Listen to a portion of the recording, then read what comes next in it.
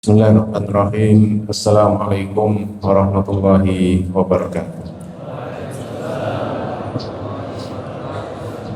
Innal hamdalillah nahmaduhu wa nasta'inuhu wa nastaghfiruh wa na'udzu billahi min shururi anfusina wa sayyiati a'malina.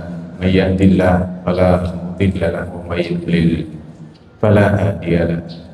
Asyhadu an la ilaha illallah wa asyhadu anna Muhammadan abduhu wa rasuluh. Allahumma shalli ala sayyidina Muhammadin wa ala alihi wa sahbihi ajma'in. Amma ba'd. Qala Allah ta'ala fi kitabil karim, a'udzu billahi minasyaitonir rajim. Walakin kunu rabbaniyina bima kuntum tu'allimunal kitab wa bima kuntum tadrusun. Shadaqallahul adzim.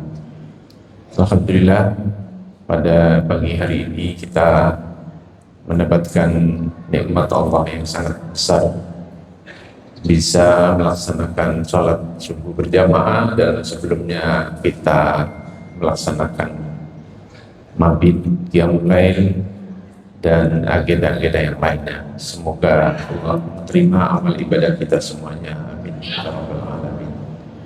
Dan yang sama-sama kita hormati ustadz dan semuanya yang saya tidak bisa sebut satu persatu namanya, dan khususnya para pengurus atau DKM Masjid Nur Setiasin ini yang Masya Allah kita difasilitasi dengan rumah Allah Subhanahu wa Ta'ala yang sangat nyaman.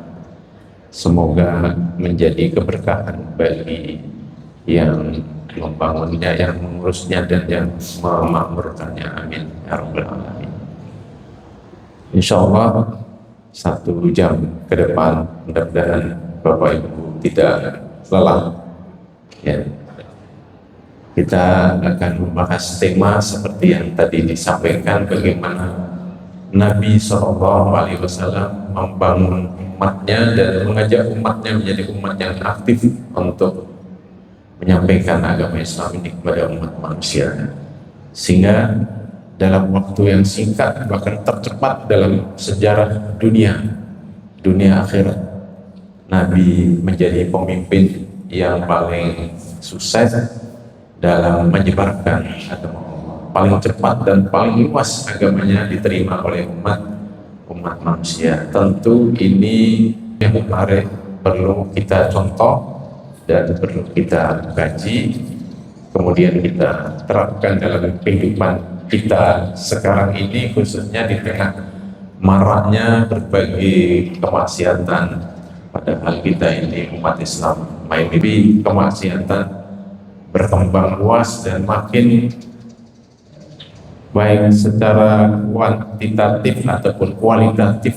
Kemaksiatan ini makin hari makin berkualitas ya, makin mengerikan.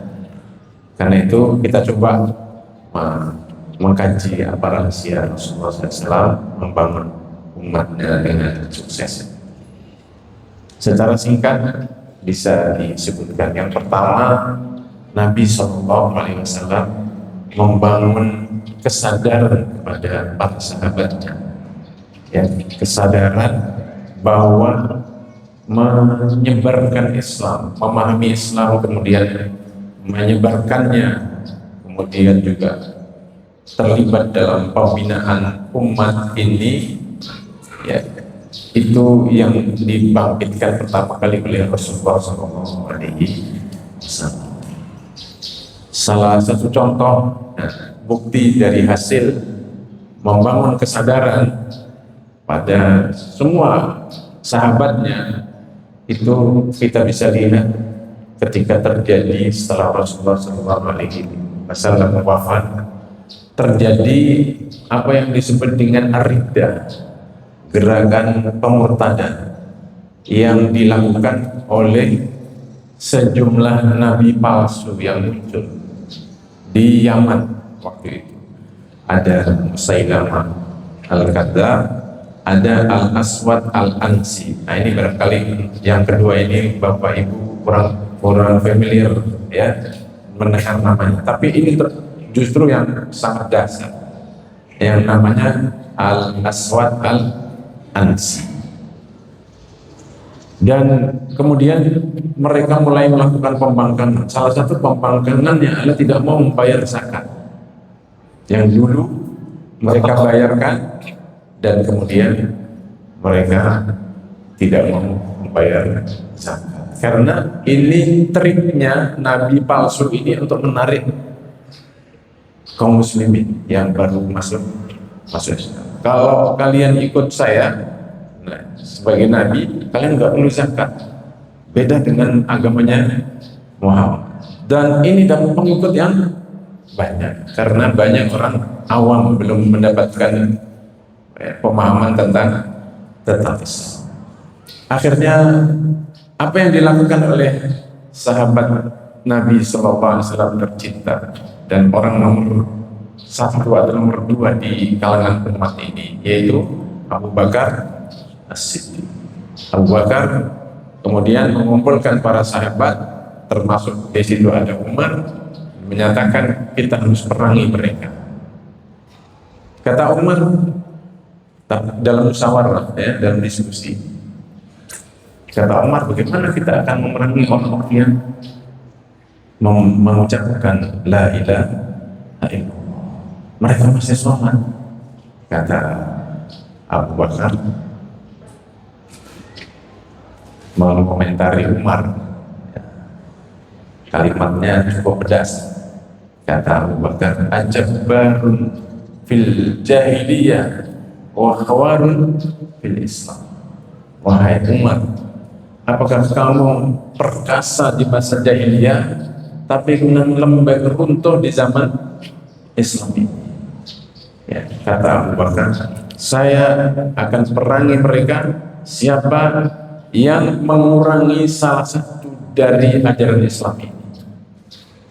Karena Islam ini satu kesatuan, tidak bisa dipisah-pisah, dipilih-pilih.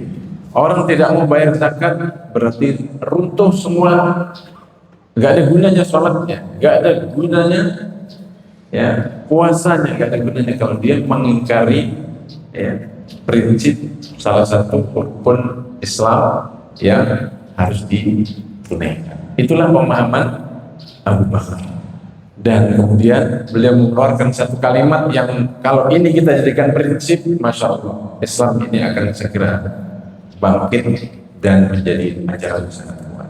Beliau mengatakan, ayyunqasu hadzal din wa ana hayyun. Apakah agama ini akan dikurangi sementara saya masih hidup? Nah, ini kalau kita jadikan prinsip kita masing-masing, Bang, Masya Allah, nggak ada kemaksiatan di tengah-tengah kita yang merajalela. Semua mengambil prinsip, apakah agama ini akan dikurangi di kampung saya sementara saya masih hidup? Lalu kemudian kita bangkit, memperbaiki situasi, kita mengajak saudara-saudara kita yang menjadi korban penyesatan, pembodohan, dan lain sebagainya. Itu yang pertama. Dan kesadaran ini meluas di kalangan para sahabat tanpa kecuali. Karena itu kita lihat, Bapak Ibu, bagaimana sejak dari awal ketika Rasulullah SAW merekrut satu orang per satu orang.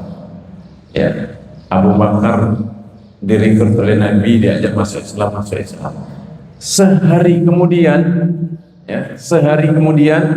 Abu Bakar mendekati kawan-kawannya yang selevel dengan dia dan masuk Islam sekitar 9 atau 13 orang riwayat.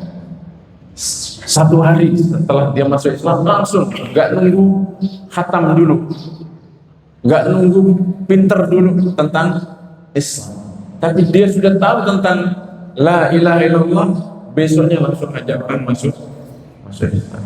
Maka tercatat dalam sejarah kalau kita baca sirah, kemudian orang yang didakwai oleh Abu Bakar itu ada Utsman bin Affan, ada Utsman bin Maz'un, ada Abdurrahman bin Auf yang selevel dengan dia, orang-orang kaya semuanya. Tentu anaknya, jangan lupa keluarga Aisyah yang masih kecil, Asma binti Abu Bakar juga langsung direkrutnya.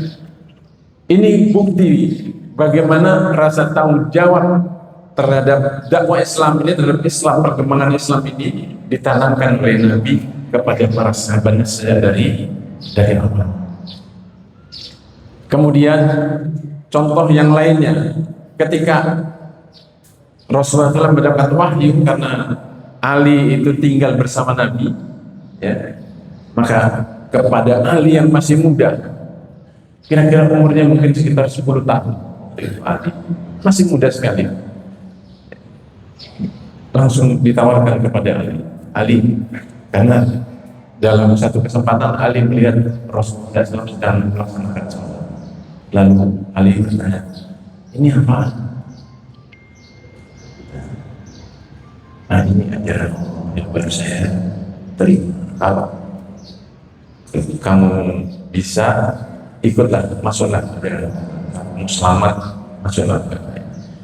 Kata Ali, saya tanya dulu bapak saya, tandanya dia masih kecil. Abu Thalib, bapaknya itu adalah paman Nabi Sallallahu Alaihi Wasallam.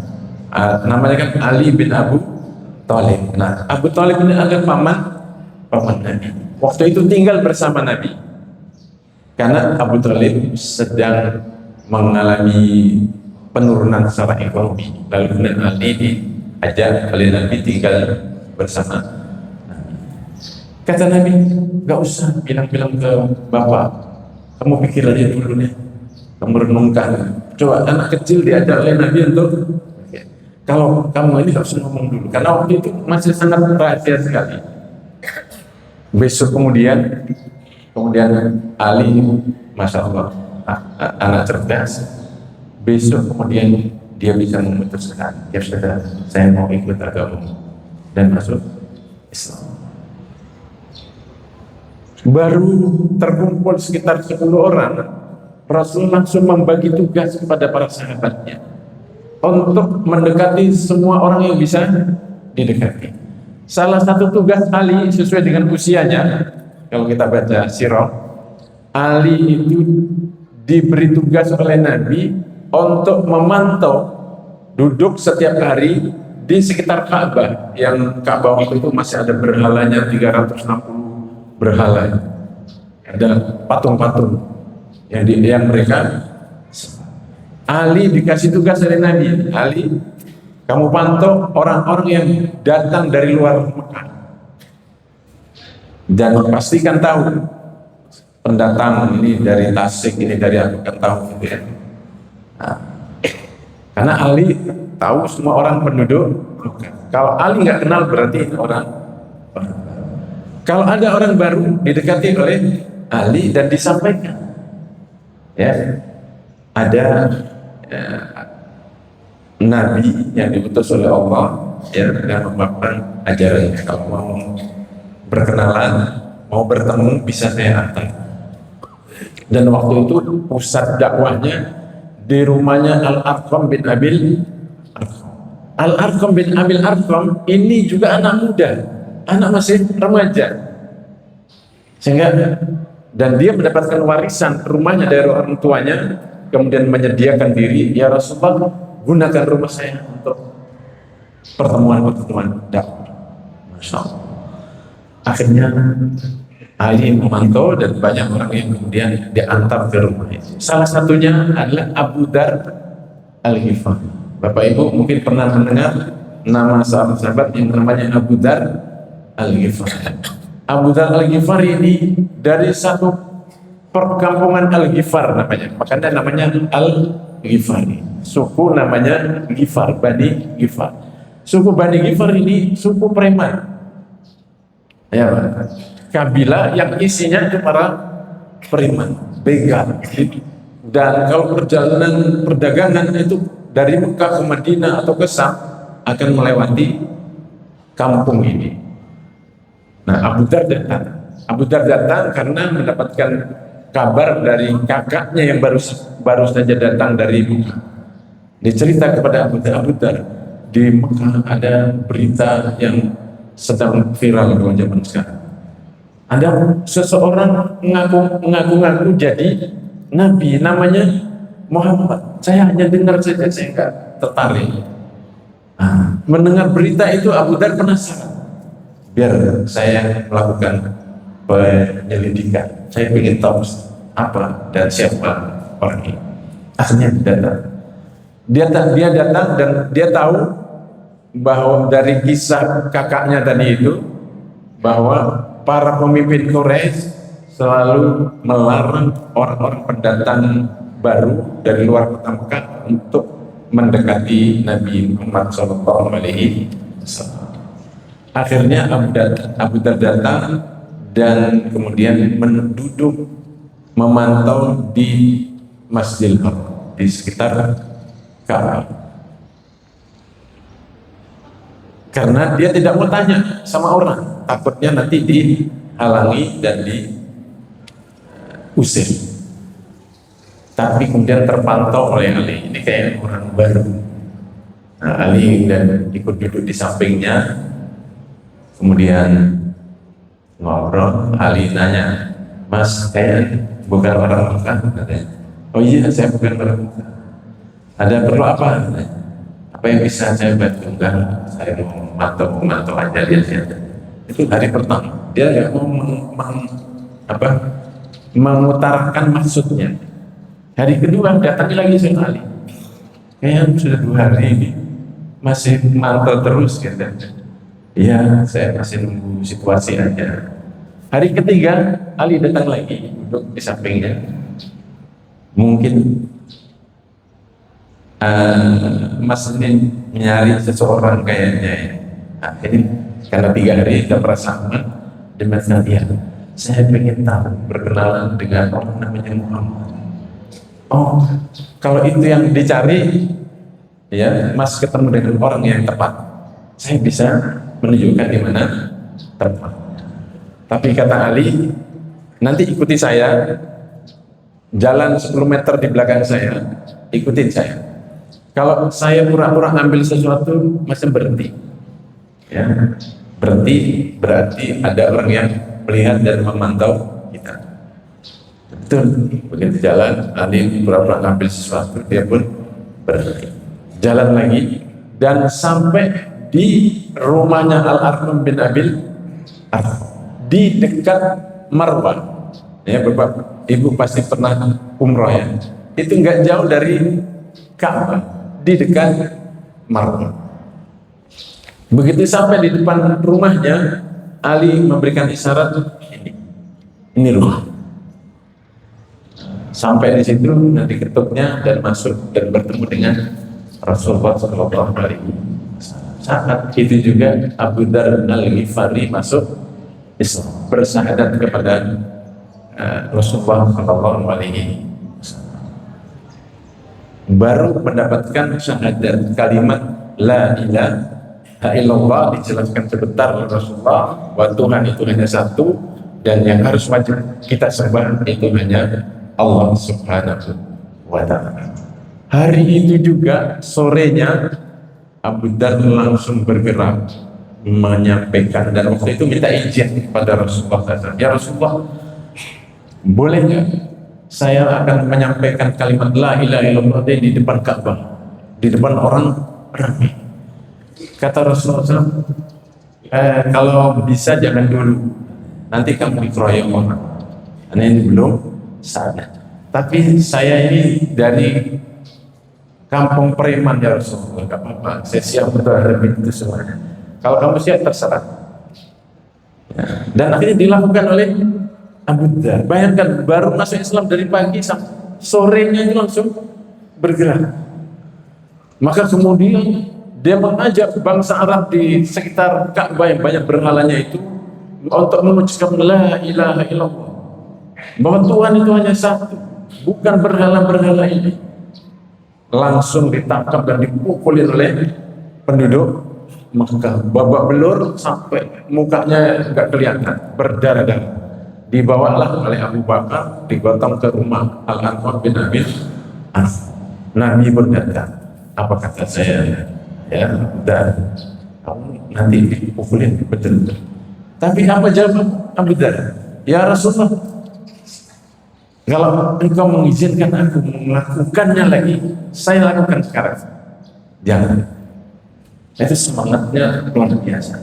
Nah, tipe-tipe seperti inilah ya para sahabat Rasulullah Shallallahu Alaihi Wasallam, karena memiliki rasa tanggung jawab terhadap keberlangsungan agama ini. Dia nggak nunggu pintar. Dan ini dalam rangka melaksanakan ayat Allah yang tadi dibaca tadi itu. Walakin kunu rabbaniyina bima kuntum tu'allimuna al-kitab wa bima kuntum tadrusun. Jadilah manusia-manusia rabbani yang orientasi hidupnya kepada Allah Subhanahu wa ta'ala. Dengan apa? Karena kamu mengajar dan belajar. Bapak Ibu perhatikan, kalimat mengajarnya didulukan daripada belajarnya. Bima kuntum tu'allimunal kitab wa bima kuntum tadrusun. Karena kamu mengajarkan Al-Quran ini, Alkitab ini, dan kamu terus belajar. Ini mengisyaratkan kepada kita semuanya, mengajarkan Islam itu jangan nunggu khatam, jangan nunggu jadi ulama baru bergerak. Enggak. Kalau nunggu itu terlambat. Ahlul ma'asi, ya, para pecinta maksiat itu bergerak luar biasa aktifnya dari usia SMP sampai tua. Yang bergerak untuk maksiat di zaman sekarang, anak-anak kecil sudah pada ngisep macam-macam yang diisinya, dari rokok sampai lem sampai macam-macam di zaman sekarang. Ini kan semuanya kemaksiatan yang kalau kita nunggu semuanya, kita ini nunggu jadi ulama, kita kalah dengan penyebaran kemaksiatan yang sedemikian rupa. Maka Nabi mengajari kita bergerak untuk Islam, ya, mempertahankan keberlangsungan ajaran Islam ini. Kalau faham satu ayat, sampaikan segera. Makanya Rasulullah SAW bersabda, balighu anni walau, sampaikan dariku sekalipun kamu baru faham satu ayat. Ya sudah, satu ayat yang kita faham itu kita sampaikan, sehingga nggak berlaku kritik. Ada orang-orang, sebagian orang yang mengajarkan Islam padahal dia belum mengerti Islam. Iya, semuanya memang kita belum mengerti, tapi satu dua ayat kita sudah paham, sudah ngerti, sudah bisa kita sampaikan. Maka sampaikan, jangan sampai menunggu jadi ulama. Ya Bapak Ibu, ini ajaran Nabi kita Muhammad Sallallahu Alaihi Wasallam. Dan mudah Islam itu. Walaupun yassarna Qur'ana lidzikri fahal min mudah. Ajaran Islam ini, Al-Quran, ajaran Islam ini ada yang untuk para ulama, para ilmuwan, dan ada yang untuk orang awam. Ya. Belajar tentang akhlak, baca bismillah. Masa Bapak Ibu gak bisa ngajak orang baca, Bu, Bapak, kalau mau makan menurut ajaran Nabi sebelum makan baca bismillah, kemudian menggunakan tangan kanan. Bisa nggak menyampaikan dua ajaran ini? Bisa, nggak perlu nunggu jadi apa itu, jadi MC, jadi MA, jadi doktor dulu, kan? Semua bisa bergerak, sampaikan. Kalau kita lihat saudara kita nggak sholat, sudah, dan nggak harus menyebutkan dalilnya. Kalau nggak hafal dalilnya, ngajak sholat. Ya. Masya Allah, saya punya ini jamaah, saya suka bimbing jamaah haji. Ada seorang manajer muda di Telkomsel waktu ikut saya. Dia cerita anak muda, saya lihat agak semangatnya luar biasa. Saya tanya, gimana dulu ya kamu berkenalan dengan dakwah Islam? Wah, menarik Ustaz ceritanya. Dia cerita, saya dulu Ustaz, tukang adu ayam pakai judi di kampung. Tapi ada seseorang dari saudara kita dari jamaah tabligh. Orang ini Ustaz, itu kalau saya adu ayam, dia tahu hariannya apa. Selalu dia datang dan ikut nonton dan nggak melarang saya. Tapi yang dahsyat itu apa yang dia lakukan? Setelah selesai adu ayam itu, biasa menjelang maghrib, ayam saya diambilnya, ya, kamu pergi mandi, biar ayam ini saya yang mandikan. Akhirnya dia pergi mandi, ayam ini mandikan, dia ngurus ayam. Begitu setiap hari, katakanlah mungkin hari Sabtu gitu, dia datang lagi. Dan itu berlangsung berbulan-bulan, sampai saya hitung tuh ada sampai 3 bulan. Dia selalu melakukan itu. Sampai kemudian saya tertarik. Satu saat terakhir, mungkin ini strategi dia, ya, target saya untuk kebaikan. Di hari terakhir, ayam saya diambil, dan saya disuruh mandi. Nah, hari itu dia mengatakan kepada saya, kamu mandi, ayam saya mandikan, dan setelah mandi, ayo bersama saya pergi ke masjid.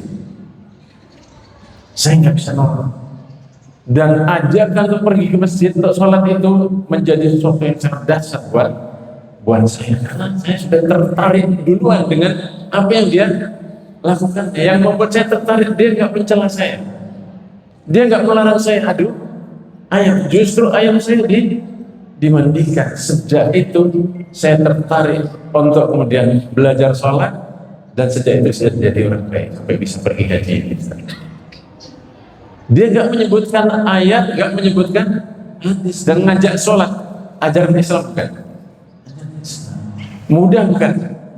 Berdakwah, ngajak orang kepada Islam, mudah, bisa kita lakukan semuanya.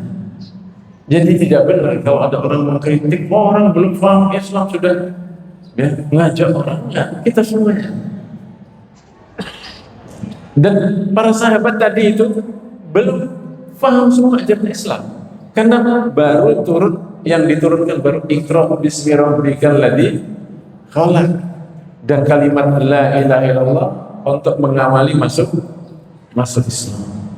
Dan Al-Quran juga belum diturunkan semuanya, Nabi sudah bergerak. Itu contoh dari Nabi SAW. Kapan Nabi mengajarkan ajaran agama Islam ini? Setelah Nabi menerima Iqra bismi rabbikal ladzi khalaq. Surat-surat yang lainnya belum turun semuanya.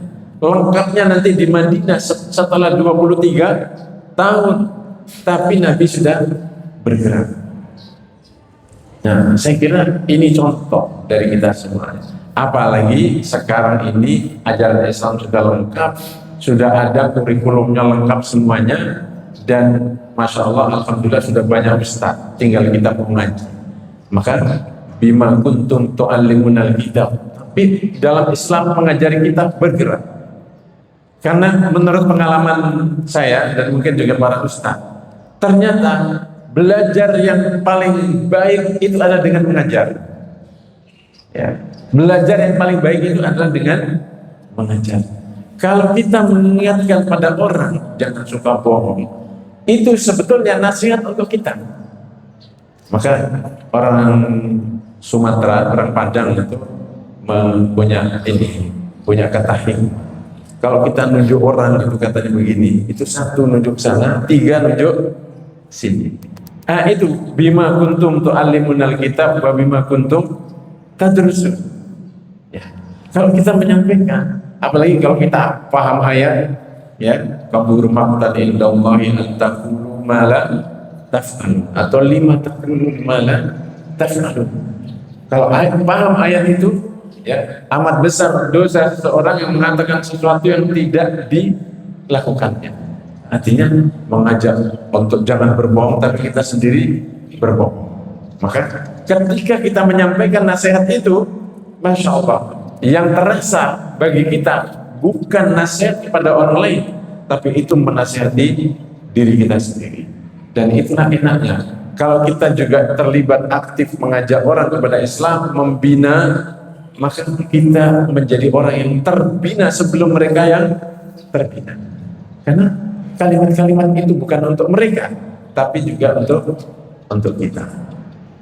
Ini kemudian membuat para sahabat, Masya Allah, ya, aktif bergerak. Dan bukan hanya dari kalangan orang yang secara sosial dan ekonomi memiliki posisi di masyarakat, tapi begitu juga di kalangan para budak. Maka sejak dari awal ada Bilal, ada siapa? Sumayyah, ada siapa istrinya? Ammar, ada Ammar dan ada Yasir. Ammar bin Yasir, dan dua-duanya ada Ammar dan ada Yasir. Tiga-tiganya orang satu keluarga jadi budak semuanya. Itu juga direkrut, diajak oleh Nabi Sallallahu Alaihi Wasallam termasuk Islam. Apa pelajarannya buat kita? Menyampaikan Islam jangan pilih-pilih. Siapa saja sampaikan. Apakah dia pekerja, apakah dia pembantu, ya, yang mungkin kita punya pembantu di rumah, itu objek dakwah, Bapak Ibu. Jangan sampai pembantunya nggak sholat dibiarkan saja, kita berdosa. Ya, kalau kemudian kita membiarkan orang yang bantu di rumah kita, dia nggak sholat tapi kita nggak peduli dengan agama, itu nanti kita akan ditanya oleh harusnya orang membantu di rumah kita itu adalah objek dakwah yang paling dekat dengan kita. Maka Nabi mendahulunya. Salah satu yang dahsyat, Bapak Ibu, Nabi mendekati salah seorang sahabat yang bernama Ibnu Abdullah bin Mas'ud. Abdullah bin Mas'ud ini dulu seorang penggembala kambing yang secara fisik beliau ini orangnya pendek, setengah separuh kita lah gitu ya, orang pendek mungkin segini. Sudah pendek, kakinya kecil dua-duanya, kecil banget. Sampai satu saat ketika di Madinah dia naik pohon mau ngambil siwak, ya, pohon arak namanya itu untuk dijadikan siwak. Itu diterpa angin, kemudian tersingkap baju ininya, itu baju gamisnya itu. Dan para sahabat tertawa. Dan kemudian Rasulullah nanya, apa yang kalian tertawai? Kata para sahabat, kami memang tertawai kakinya kecil banget gitu. Jadi kelihatan sangat kecil, tapi dari peristiwa itu dia mendapatkan berkah dari Nabi. Kata Nabi, seandainya dua kakinya ini timbang pahalanya itu lebih berat daripada gunung Uhud ini. Waktu itu ada di Uhud. Nah, awalnya Ibnu Mas'ud jadi perawi hadis yang sangat banyak itu seorang penggembala kambing, orang miskin. Dia penggembala kambing ini salah satu musuh Rasulullah SAW, tokoh. Satu saat Rasulullah lewat di pedalaman situ, di tempat penggembala, lalu bertemu dengan Abdullah bin Mas'ud yang sedang menggembala kambing. Kata Rasulullah, bolehkah saya minta minum air susu dari kambing-kambing kamu? Kata Abdullah bin Mas'ud, ini bukan punya saya, dan juga tidak ada kambing yang sedang bisa diperah susunya. Kamu punya kambing yang paling kurus nggak? Yang kering kurus nggak? Dan memang nggak keluar? Ada. Nah, sudah bawa sini. Nah, diambil kambing kurus kering. Akan dilihat oleh Rasulullah, kambing itu diusap dan tempat puting susunya itu, ya, kantong susunya itu diusap oleh Rasulullah dan berisi penuh dengan susu dan diperah. Boleh ini saya perah, boleh, silakan. Waktu itu nggak tahu siapa Nabi. Boleh diperas jadi 3 gelas bertiga. Habis diperah balik lagi itu kambingnya susu minum bertiga minum. Ini membuat Ibnu Mas'ud tertarik. Ini apa ini? Ini dari Allah, ilmu dari mukjizat, maksudnya sih mukjizat dari. Kata Ibnu Mas'ud, saya ajarin dong ilmunya. Nah, dia pengen ngajarin.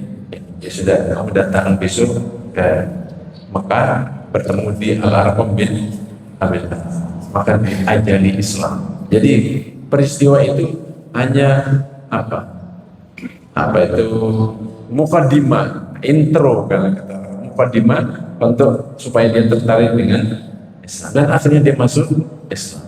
Dan setelah masuk Islam, Masya Allah, ya, si penggembala kambing ini berubah jadi ulama di kalangan para sahabat.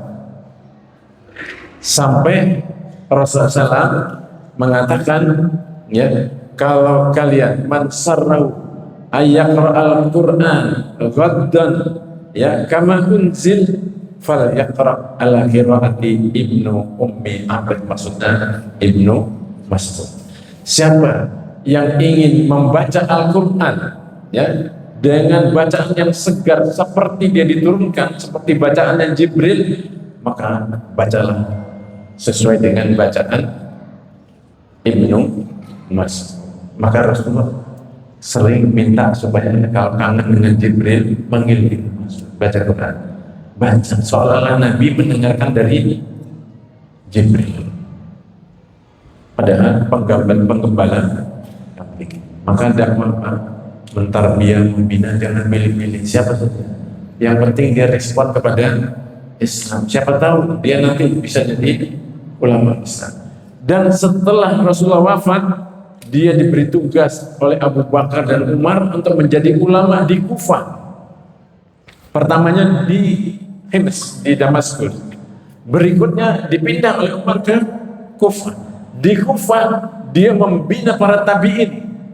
Dan para tabi'innya ini menjadi ulama semuanya. Kalau Bapak Ibu baca tafsir, baca ulama hadis yang disebutkan di buku-buku klasik, itu semuanya muridnya penggembala kambing ini. Ada Mujahid, ada nama-nama besar di dalam tafsir-tafsir itu.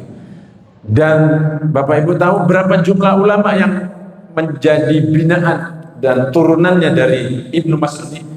4.000 semuanya ulama di kalangan tabi'in dan tabi'ut tabi'in, termasuk turunannya adalah di sana ada para imam madhab dari seorang penggembala kambing. Dan begitu seterusnya, para sahabat semua bergerak karena memiliki rasa tanggung jawab. Bapak Ibu tahu jumlah sahabat itu menurut riwayat, satu riwayat totalnya para sahabat itu jumlahnya, riwayat pertama mengatakan 100.000, 100. Riwayat kedua mengatakan 115.000. Riwayat ketiga mengatakan 124.000. Mau pilih yang mana? Yang tengah saja ya. Ambil yang tengah, 115.000.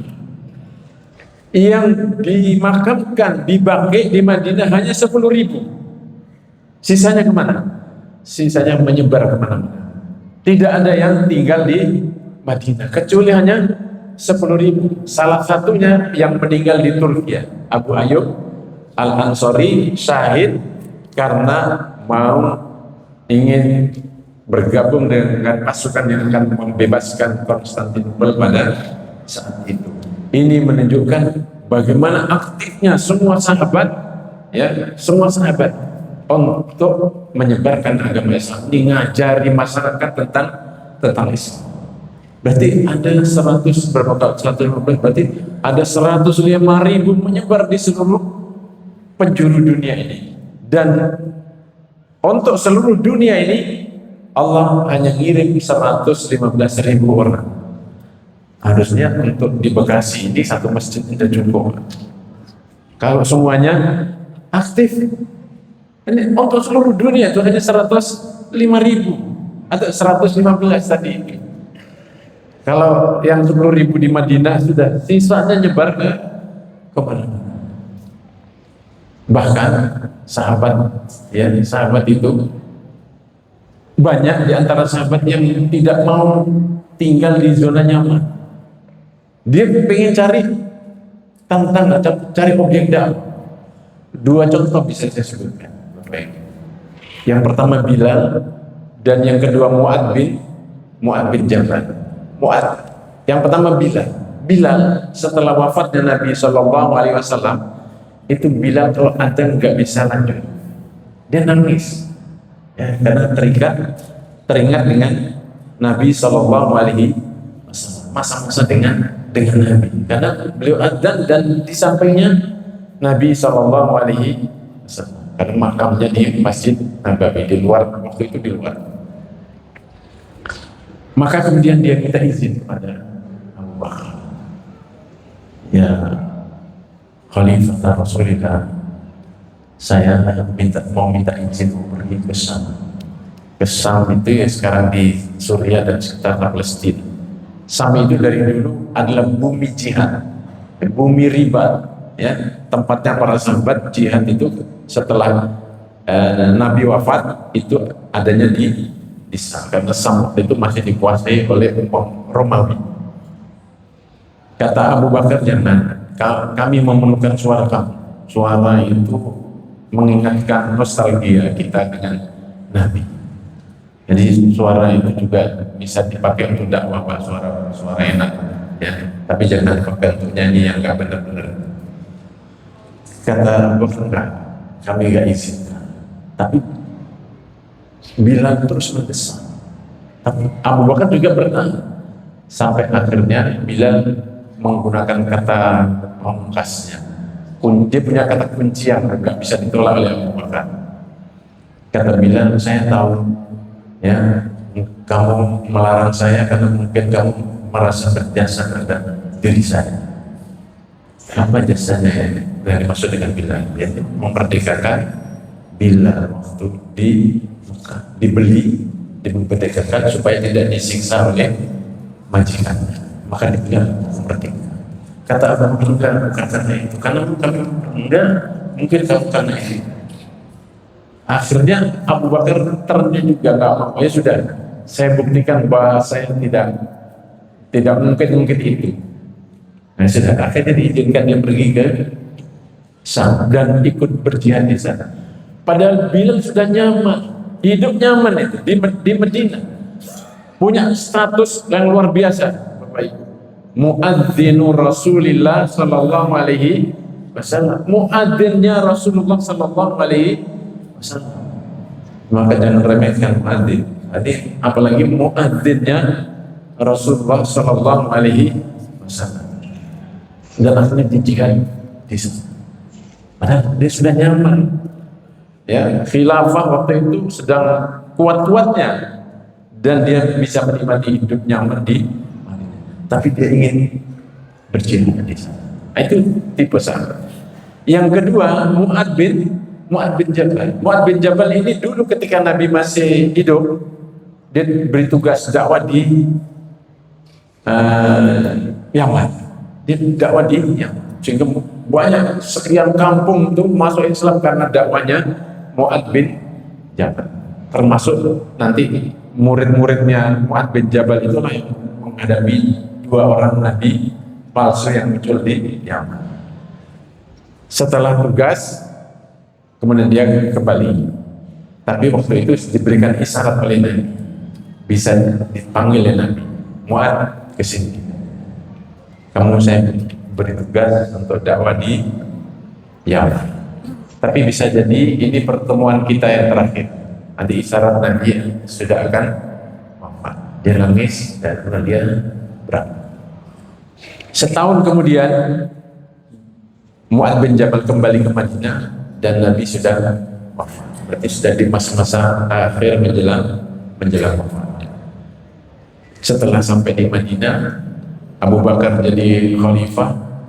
Kemudian dia juga lihat Bilal diizinkan pergi ke sana, keluar dari zona nyaman. Akhirnya Mu'ad bin Jabal juga minta izin. Wahai khalifah Rasulullah, bolehkah saya minta izin pergi berjihad di sana seperti halnya Bilal? Saya ingin mati syahid di sana. Waktu itu ada Umar, karena Abu Bakar ingin minta pendapat. Kata Umar, Abu Bakar ditariknya ke belakang supaya nggak dengar Mu'ad bin Jabal. Kata Umar, jangan izin saya. Bisiki oleh kita perlu. Dia ini muftinya para sahabat, karena dapat rekomendasi dari Rasulullah. Mu'ad bin Jabal adalah sahabatku di kalangan umatku yang paling tahu tentang halal dan haram. Dia jadi ulama fikihnya gara-gara di zaman sekarang. Jadi kalau ada apa-apa, peristiwa apa-apa, Abu Bakar selalu tanya ke Mu'adz bin Jabal. Karena itu Umar membisiki Abu Bakar, jangan izinkan, kita perlu dia. Tapi karena Abu Bakar punya pengalaman dengan Bilal, dia nggak mau. Ya, dia nggak mau mendengar kata-kata pedasnya lagi. Kata Abu Bakar, saya nggak mau menghalangi orang yang mau mati syahid. Biarkan dia pergi. Dan akhirnya Abu Bakar mengizinkan. Karena keputusan ada di tangan Abu Bakar, Khalifah. Dia biarkan pergi. Dan akhirnya dia pergi ke Syam. Sesampainya di Syam, dia bergabung dengan komandan utama di negeri Syam, yaitu Abu Ubaidah bin Al-Jarrah, ya, yang menggantikan Khalid bin Walid jadi panglima di Syam. Maka kemudian dia bergabung dan kemudian diangkat menjadi wakil panglima, wakil komandan perang. Ahli fikih, ulama, tapi sekaligus juga mujahid, ya, wakil panglima. Ya, masya Allah, kalau ada panglima bisa ngimamin sholat maghrib saja, karena kita bukan bukan main. Ya, kalau jadi imam sholat zuhur biasa. Ya, tapi kalau jadi sholat maghrib pada nggak berani, nggak tahu kenapa nggak berani. Ya, dan tahu jawabannya. Ya. Itu di zaman sekarang. Zaman dulu semua panglima itu masya Allah Al-Quran. Ya. Maka nggak lama kemudian terjadi peristiwa Ta'un Amwas, COVID, ya, kira-kira COVID. Namanya di Amwas itu nama kampung itu. Jadi berjangkit itu di kampung Amwas. Akhirnya Abu Ubaidah bin Jarrah kena Ta'un itu dan wafat syahid. Dan ini terjadi zamannya Umar. Ya, setelah Abu Bakar wafat terjadi Ta'un. Ketika terjadi tahun ini, Umar sebetulnya ingin menyelamatkan Abu Ubaidah bin Al-Jarrah. Umar mengirim surat, mengutus seseorang agar Abu Ubaidah bin Jarrah datang ke Madinah. Suratnya mengatakan, saya memerlukan kehadiran kamu di Madinah. Tapi Abu Ubaidah bin Al-Jarrah faham apa yang dimaksudkan oleh Umar. Abu Ubaidah bin Jarrah faham, Umar ingin menyelamatkan dirinya, keluar segera dari Amwas. Maka Abu Ubaidah menjawab, saya bukan tipe komandan yang ingin menyelamatkan dirinya saja. Ya, saya ingin mati syahid bersama seluruh pasukan di sini, tidak apa-apa. Dan akhirnya dia mati syahid di Amwas, tidak mau keluar. Kemudian digantikan oleh Mu'adz bin Jabal. Gak lama kemudian Mu'adz bin Jabal juga kena tahun Amwas dan dia syahid di situ. Padahal Mu'adz bin Jabal kalau mau mengikuti pendapatnya Umar, dia bisa tinggal di Madinah menjadi mufti, ya, muftinya para sahabat. Tapi dia ingin berkontribusi untuk Islam ini. Itulah hasil pendidikan yang dilakukan oleh Rasulullah SAW, sehingga mereka tertarik, terpanggil untuk menyebarkan Islam ini, memperbaiki situasi dan kondisi. Yang terakhir, membina saudara-saudara kita yang belum mengenal Islam dan lain sebagainya, atau mungkin sudah baik jadi orang soleh tapi solehnya baru hanya sholat saja, perlu kita tingkatkan, ya, keaktifannya untuk menyebarkan Islam atau punya rasa tanggung jawab terhadap agama ini.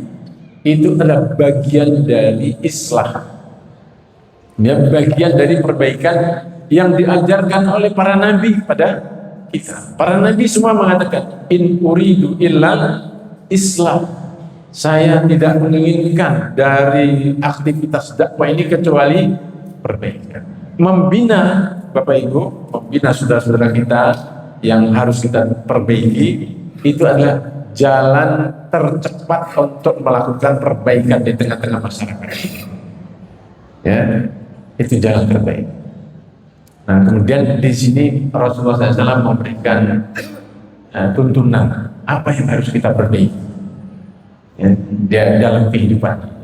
Rasulullah menyampaikannya dalam satu doa, dan ini harus jadi agenda perbaikan kita, ya, selamanya. Ya, sebagai seorang muslim, sebagai seorang dai, harus melakukan 3 agenda perbaikan yang ditetapkan oleh Nabi Shallallahu Alaihi Wasallam dalam doanya. Dan mungkin Bapak Ibu sudah hafal doa itu.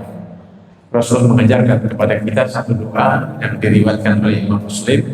Beliau mengatakan mengajarkan doa begini: Allahumma aslih li dini alladhi huwa ismatu amri wa aslih li dunyaya allati fiha ma'ashi wa aslih li akhirati allati fiha ma'adi. Ya Allah, perbaiki agama yang menjadi perisai, menjadi pelindung dalam semua urusan agama yang kita perbaiki. Bukan agama yang kita perbaiki maksudnya, karena agama ini sudah sempurna, Bapak Ibu. Al-yawma akmaltu lakum dinakum wa atmamtu alaikum nikmati wa raditu lakumul islama dina. Yang dimaksudkan memperbaiki agama itu adalah memperbaiki cara kita memahami agama dan melaksanakan agama itu. Memperbaiki cara kita memusikkan agama dalam hidup kita. Coba kita lihat, ya, kondisi kita atau posisi kita terhadap agama yang kita cintai. Banyak di antara saudara kita yang meletakkan agama ini nomor berapa, nomor sekian dari hidupnya. Bahkan ada yang nggak peduli, nggak ada agenda untuk memperbaiki cara dia beragama. Banyak di antara saudara kita yang nggak bisa baca Quran. Ada banyak. Mudah-mudahan di masjid ini nggak ada. Itu berarti kalau dia belum bisa baca kitab sucinya, kan berarti itu agama diletakkan nomor sekian. Ya. Banyak yang nggak bisa sholat juga masih banyak. Banyak saudara kita yang belum menutup aurat. Menutup aurat itu ajaran agama tidak?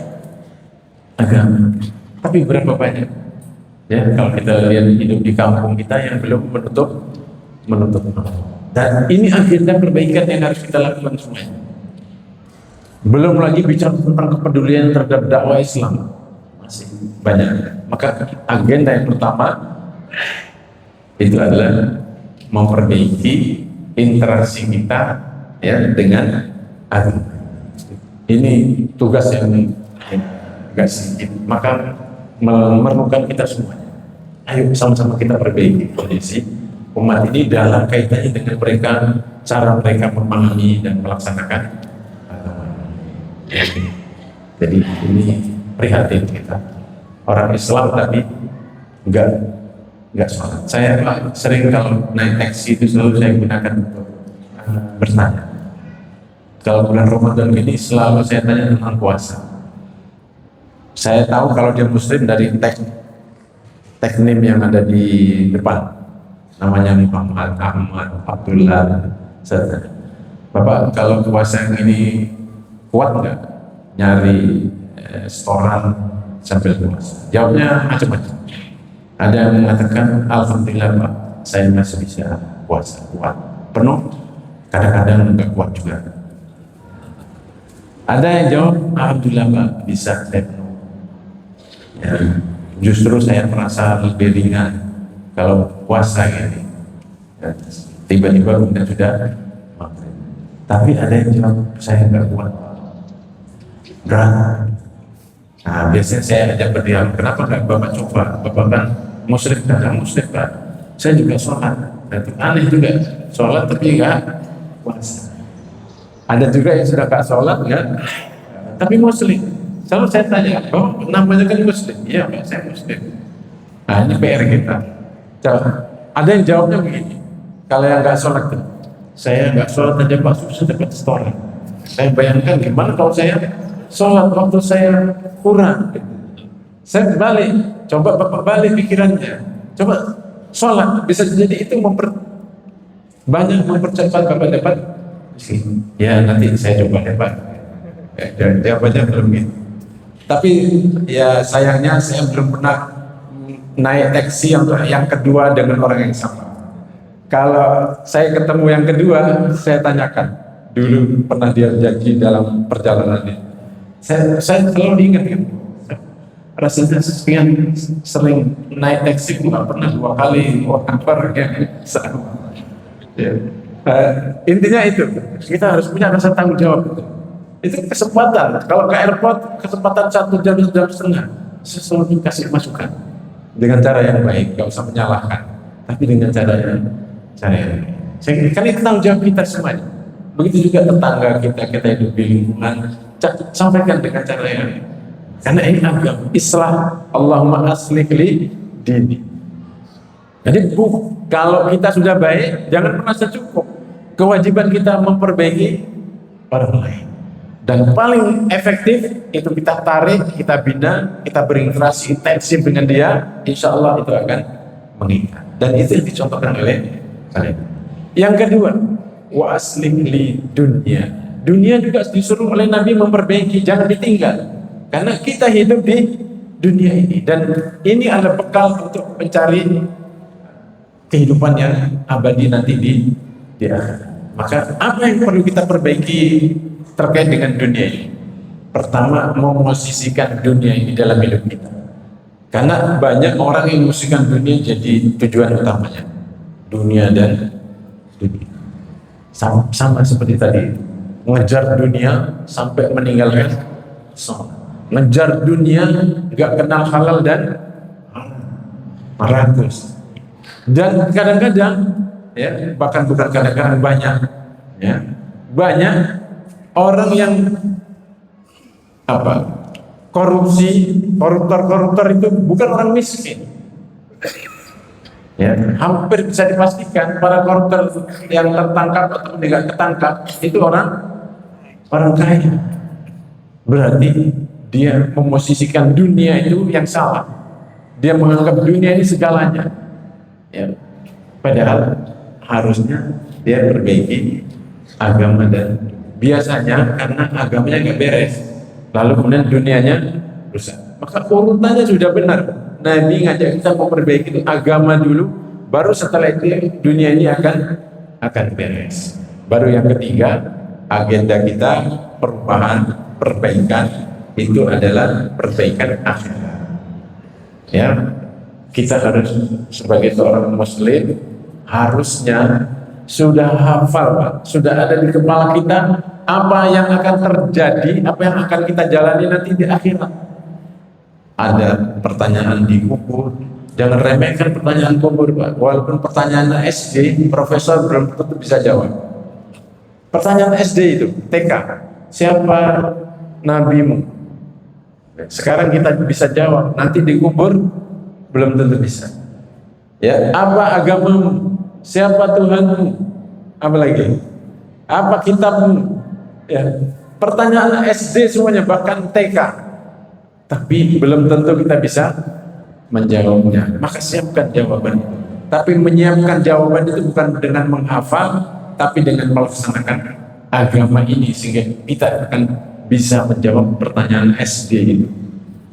Ya. 3 agenda ini kita jadikan perbaikan. Dan terakhir, perbaikan ini penting supaya saya berikan gambaran. Kadang-kadang kita ini salah prioritas. Seandainya masjid yang sangat indah ini, Pak, ya, sangat indah ini, di atasnya ada lubang-lubang bocor. Kalau hujan, dia turun, masuk dan merusak karpet ini. Bisa jadi karpet ini rusak. Kalau sering hujan, kalau musim hujan. Apa prioritas kita untuk merawat masjid ini? Kita ganti karpetnya, kita cat lagi, atau kita perbaiki bocor-bocornya? Kita perbaiki bocor-bocornya. Sama dalam kita beragama, ya, kaitannya dengan besok kita akan puasa hari Rabu atau Kamis, ya. Dalam puasa ini banyak orang yang mengejar pahala. Padahal dalam hidupnya ada prioritas untuk memperbaiki dirinya. Ya, contoh misalnya, dan ini tidak kita coba. Saudara-saudara kita yang belum bisa menutup auratnya, kebanyakan mereka puasa kan? Puasa. Nah, itu hebatnya orang Indonesia. Mereka puasa dan mengejar, kadang-kadang mengejar target tilawahnya bisa yang enggak menutup aurat tuh kadang-kadang 3 kali khatam. Tapi harusnya ada prioritas perbaikan yang harus dilakukan di bulan puasa ini, yaitu menutup aurat. Karena itu bocor-bocor tadi itu. Sekarang sholat itu berapa lamanya kita sholat? Paling lama 5 menit ya, 10 menit kalau yang khusyuk. Kalau nggak keburu-buru, apalagi kalau sholat di stasiun, ya, sambil ini tinggal. Makanya kalau jadi imam di stasiun dia akan baca wadduha, baca inna ataina, karena pikirannya ke itu. Ya. 10 jam katakan. Tapi ketika dia keluar, berapa jam di luar dengan tidak menutup auratnya, catatan malaikat berjalan terus, dia maksiat terus sekian namanya. Bisa jadi ya, dosa maksiatnya ini mengalahkan dosa pahala tilawahnya tadi itu. Kan nanti di akhirat hitung-hitungannya itu pembayarannya dengan pahala dan dosa. Nanti sampai ada orang yang bangkrut kata Nabi. Nah, di sini perlu kita berikan pemahaman. Jangan dicela, tapi berikan pemahaman. Begitu juga yang sholat. Banyak ibu-ibu yang sholat ke kantor bawa mukenanya di apa itu? Di tas. Nah, begitu masuk masjid baru dibuka, baru nutup auratnya. Dan ibu-ibu ini sadar menutup aurat itu wajib ketika sholat. Buktinya tidak ada ibu-ibu yang sholat membuka auratnya. Sadar sebetulnya bahwa dia berkewajiban untuk menutup aurat. Sampai satu saat saya pernah nganter tamu dari Timur Tengah, dari Arab. Dia lihat fenomena ini, dia hilang. Itu ibu-ibu ke masjid mau ngapain? Bahasa Arab terjemahannya. Saya mau sholat ya. Mereka membuka aurat tapi masih sholat. Iya, Indonesia ajib. Saya balik bertanya, kenapa kamu bertanya begitu? Kata dia, kalau di Timur Tengah orang yang membuka aurat itu pasti tidak sholat. Nah, di situ itulah ajibnya Indonesia. Lalu dia nasihati saya, kalau gitu gencarkan dakwah kamu. Rakyat Indonesia bangsa religius bagus. Nah, sebetulnya ini modal. Ya, tinggal bagaimana kita melakukan perbaikan. Sayang, banyak mengumpulkan pahala, tapi sisi lain bocor-bocor terus terjadi. Maka belikan merek apa ya, bisa lebih bocor-bocor. Ya, kita tambal bocornya supaya nanti tidak jadi orang yang bangkrut di akhir. Demikian yang apa yang saya sampaikan, mudah-mudahan bermanfaat dan mungkin ada tanya atau cukup ya, sudah siap. Kita cukupkan dengan membaca kafaratul majelis. Subhanallah wa bihamdika asyhadu an la ilaha illa anta astaghfiruka wa atubu ilaik. Assalamualaikum warahmatullahi wabarakatuh. Waalaikumsalam.